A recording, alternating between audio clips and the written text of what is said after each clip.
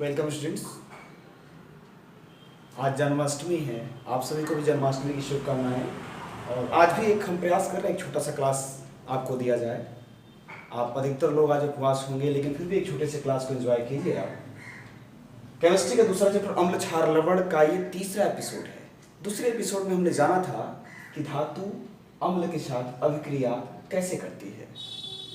अम्ल की बात हम कर रहे हैं कि अम्ल का अभिक्रिया कहीं कहीं कराएंगे। हम बात कर रहे हैं अम्ल के और क्षार के रासायनिक गुणों पर। जब रासायनिक गुण पे गए तो सबसे पहले हमने देखा कि धातु के साथ अभिक्रिया करके ये क्या बनाता है। तो कल का एपिसोड जब लास्ट हो रहा था तो हमने बस इतना लाइन को जाना था कि धातु के साथ अम्ल की अभिक्रिया। उसमें मैंने आपको बताया था कि धातु जब अम्ल के साथ मिलती है तो लवण और हाइड्रोजन गैस बनाती है। हाइड्रोजन गैस बनाती कैसे है तो उसको 2-3 एग्जाम्पल में समझाया गया था। आज मैंने एक ही एग्जाम्पल लिखा है कि जिंक एक धातु है और हाइड्रोक्लोरिक अम्ल एक अम्ल है। जब इसके साथ रिएक्शन कर रहा है तो H को यहाँ से विस्थापित कर दे रहा है, जो H गैस बन के उड़ जा रहा है और ZnCl2 एक लवण बन रहा है। तो हमने क्या देखा था कि धातु अम्ल के साथ जब मिलता है तो लवण और हाइड्रोजन गैस बनाता है। यही कारण है, आप जानते हैं कि खट्टे पदार्थों में अम्ल मिलता है। खट्टे पदार्थ आपके डेली लाइफ में दिखाया तो सबसे बढ़िया है दही हो गया, दही में भी अम्ल पाया जाता है, और अचार हो गया, अचार में भी अम्ल पाया जाता है। दही को आपने देखा है कि बहुत समय तक उसको लोहा के बर्तन में तो रखा ही नहीं जाता है, स्टेनलेस स्टील में कुछ देर रख देते हैं, एल्युमिनियम में रख देते हैं। जो सक्रिय धातु होते हैं उसमें बात भी किया गया है कि जो सक्रिय धातु होंगे ना वो जल्दी अभिक्रिया करते हैं, और थोड़ा सा कम सक्रिय होते हैं। सक्रियता श्रेणी में जो पहले आएगा वो फास्ट अभिक्रिया करेगा और जो नीचे आएगा वो धीरे धीरे अभिक्रिया करेगा। तो इसीलिए धातु के बर्तन में दही या अचार को नहीं रखा जाता। धातु का मतलब क्या? लोहा हो गया, सोना हो गया, चांदी हो गया, तांबा हो गया, एल्युमिनियम हो गया, पीतल भी है, लेकिन पीतल मिश्र धातु है, लेकिन धातु की मात्रा उसमें है। तो उस बर्तनों में हम या तो दही भी नहीं रखते हैं या अचार भी नहीं रखते हैं, क्योंकि वो दोनों खट्टा है और दोनों में अम्ल की मात्रा है। वो तुरंत अभिक्रिया कर लेगा, ना अचार खाने के लायक रह पाएगा, ना ही आपका दही खाने के लायक रह पाएगा। तो यहाँ पे हमने अंत किया था कि धातु अम्ल के साथ अभिक्रिया करके क्या बनाती है, ये क्लियर। अब हम चल रहे हैं कि धातु के अम्ल के साथ अभिक्रिया पढ़ने के बाद तुरंत क्षार की अभिक्रिया को पढ़ना है। क्षार बताया गया था कि अम्ल और क्षार दोनों को हम साथ लेके चल रहे हैं, दोनों एक दूसरे के जाने दुश्मन हैं। दोनों जब लड़ते हैं तो दोनों के दोनों खत्म हो जाते हैं। धातु जब क्षार के साथ अभिक्रिया करेगी तो क्या बनाएगी? तो ये धातु हो गया, ये क्षार हो गया, सेम वही स्थिति है जो अम्ल के साथ थी। अम्ल भी धातु के साथ अभिक्रिया करके लवण और हाइड्रोजन गैस बनाता था, तो क्षार भी धातु के साथ अभिक्रिया करके लवण और हाइड्रोजन गैस ही बनाएगा। एक एग्जाम्पल आपके सामने है कि जिंक एक धातु है, सोडियम हाइड्रोक्साइड एक क्षार है। जब ये इससे रिएक्शन करता है तो एक लवण बनाता है, सोडियम जिंकेट, और हाइड्रोजन गैस को यहां से मुक्त कराता है। इसमें एक चीज नोट कीजिएगा कि ये सभी धातुओं के साथ क्षार अभिक्रिया करके लवण नहीं बनाता, यानी कि ये अभिक्रिया जो आप देख रहे हैं सामान्य अधिकतर धातुओं के साथ होती है, सब धातुओं के साथ नहीं होती है। किन किन धातुओं के साथ नहीं होती उसको विस्तार से हम नेक्स्ट क्लास में हमको आगे पढ़ना है। इसमें बस इतना जानना है कि सामान्य जानकारियों को आपको 10th में हासिल करना है। इसके पहले अम्ल और क्षार लवण के बारे में बहुत कम पढ़ाया गया है। अभी अम्ल का बस केवल गुण जानना है कि सामान्यतः अगर अम्ल धातु के साथ जाए तो क्या बनाएगा? लवण हाइड्रोजन। क्षार भी धातु के साथ जाए तो क्या बनाएगा? लवण और हाइड्रोजन। इसके लिए मात्र एक एग्जाम्पल भी काफी है और बस इतना ही जानना काफी है। हाँ, अगर आपके मन में कुछ जिज्ञासा हो रही है तो आप कमेंट बॉक्स में या हमें मैसेज करके बताइए कि सर इसका मतलब क्या होता है। अगर आपके मन में कोई भी क्वेश्चन है इससे रिलेटेड तो पूछिए, हम बताने का प्रयास करेंगे।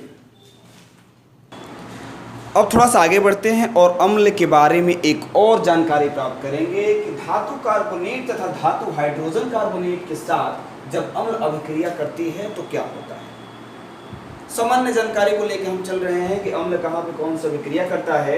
मिला जुला के कहा जाए तो कल के एपिसोड के अंत से लेकर अभी तक हम अम्ल और क्षार के रासायनिक गुणों की बात कर रहे हैं। तो यहाँ पे एक फॉर्मूला या क्या बताया गया है जिससे आप बहुत बेहतर तरीके से इसका डेफिनेशन याद कर सकते हैं। क्वेश्चन ऐसे ही पूछा जा सकता है कि जब धातु के कार्बोनेट या धातु के हाइड्रोजन कार्बोनेट अम्ल के साथ मिलते हैं तो क्या होता है।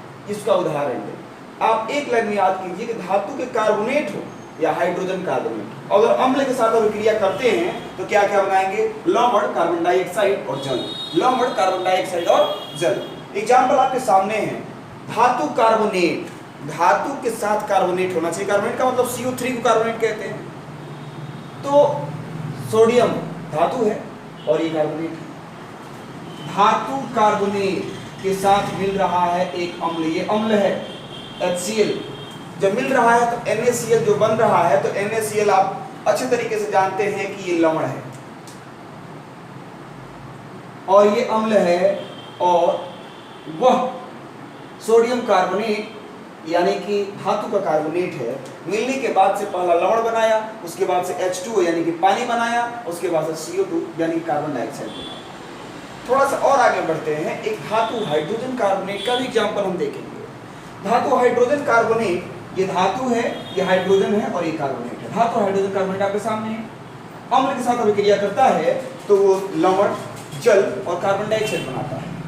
अभिक्रिया किसके साथ किया, क्या बना, उसके लिए आपके लिए मात्र एक एग्जाम्पल काफी है, आप इसका यूज कर सकते हैं। सामान्य जानकारी यही है कि धातु कार्बोनेट या धातु हाइड्रोजन कार्बोनेट के साथ अम्ल जब मिलता है तो लवण, कार्बन डाइऑक्साइड और जल बनाता है। बाकी के लिए क्वेश्चन आपका और आंसर हमारा रहेगा, और इसी में अगर कुछ विस्तृत जानकारी आपको चाहिए तो। नेक्स्ट हमको पढ़ना है अम्ल और क्षारक की परस्पर अभिक्रिया। परस्पर यानी कि आपस में की अभिक्रिया। तो ये हमको लगता है कि अगर जो पिछला चैप्टर पढ़ा है उसका तीसरा या चौथा एपिसोड पहले चैप्टर का, रासायनिक अभिक्रियाएं एवं समीकरण, वो बेहतर तरीके से इसको समझता है, क्योंकि हम उसी एपिसोड में इसकी विस्तृत चर्चा किए थे। एक नाम था उदासीनीकरण अभिक्रिया। उदासीनीकरण अभिक्रिया के बारे में बताया गया था कि जब अम्ल और क्षार आपस में मिलते हैं तो लवण और जल बनाते हैं, उसे ही उदासीनीकरण अभिक्रिया कहते हैं। उदासीनीकरण क्यों कहते हैं, तो इस चैप्टर का नाम जान लीजिए, नाम है इसका अम्ल, क्षार एवं लवण। अम्ल, क्षार एवं लवण। जल, अम्ल क्षार जब टकराते हैं तो लवण और जल बनाते हैं। जल के बारे में आप बहुत अच्छे तरीके से जानते हैं। अम्ल का गुण आप जानते हैं, क्षार का गुण आप जानते हैं, और लवण के बारे में जब भी स्टार्ट किया गया पढ़ना तो उसमें एक ही चीज कहा गया कि एक ऐसी रासायनिक यौगिक जो अम्ल और क्षारक की आपसी अभिक्रिया के फलस्वरूप पैदा होता है, वही लवण है। तो अम्ल, क्षार और लवण को जानना है, और ये चीज बताया गया, शुरू से बताते आ रहे हैं कि अम्ल और क्षार दोनों एक दूसरे के दुश्मन होते हैं। दोनों के गुण एक दूसरे की मारक क्षमता रखते हैं। अम्ल जहाँ पे अधिक हो वहाँ पे क्षार डाल दीजिए, और क्षार जहाँ पे अधिक हो वहाँ पे अम्ल डाल दीजिए, दोनों आपस में टकरा के खत्म हो जाते हैं। उदासीनीकरण यानी कि एक दूसरे को उदासीन कर देते हैं, निकम्मा कर देते हैं, दो नया चीज बनाते हैं, ना अम्ल रह जाता है ना क्षार रह जाता है, दो नए चीज पैदा होते हैं, एक लवण और एक पानी। सबसे पॉपुलर एग्जाम्पल इसका यही फर्स्ट नंबर जो दिए हैं ना, ये पॉपुलर एग्जाम्पल है, बहुत जगहों पे देखने को मिलता है। इसको आप डेली लाइफ में इसको देख सकते हैं। HCl एक अम्ल है, HCl एक अम्ल है, यह अम्ल पेट में पाया जाता है, पेट में खाना पचाने के लिए। NaOH एक क्षार है, खाने का सोडा और धोने का सोडा दोनों NaOH की मात्रा दोनों में है। ये क्षार भी पॉपुलर हमारे डेली लाइफ में देखने को मिलता है। और NaCl एक लवण है, जो आप नमक खाते हैं ना वो लवण है, उसका सूत्र यही है NaCl, और H2O का मतलब पानी, तो आप समझ ही रहे हैं।